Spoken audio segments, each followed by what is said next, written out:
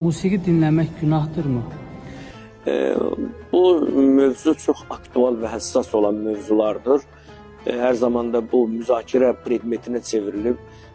Bəziləri onu icazəli bilir, bəzi fəqih alimlər bəziləri icazəli bilmir, haram olduğunu qeyd edir. Bu mübahisəli bir tendensiyalı məsələdir. Ümumiyyətlə, ğina icazəli deyil. Şəriət ğinaya icazə vermir. Yəni, musiqi alətlərinin hamısını haram demək olmaz.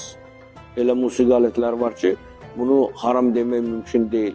Və bu baxımdan elə musiqilər də var ki, insanı duyğusallandırır, insanın özünə qayıdışını. Məsələn, elə muğamlar var ki, o muğamlar oxunanda insan özünü düşünə bilir, insan dünənini düşünə bilir. Burada haramçılıqdan söhbət gedə bilməz.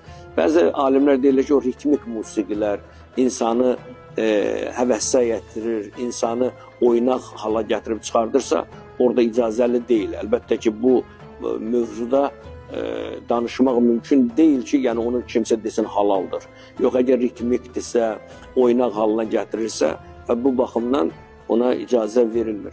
Ona görə bugün hər hansı bir insan seçim qarşısında qalırsa, çalışmalıdır. İnsanı duyğusal, insanı diqqətə gətirən, insanı düşündürən bir musiqi ilə məşğul olsa, o musiqi ki, insanın köklərinə əsaslanır, mədəniyyətinə əsaslanır, əlbəttə o musiqi icazəlidir.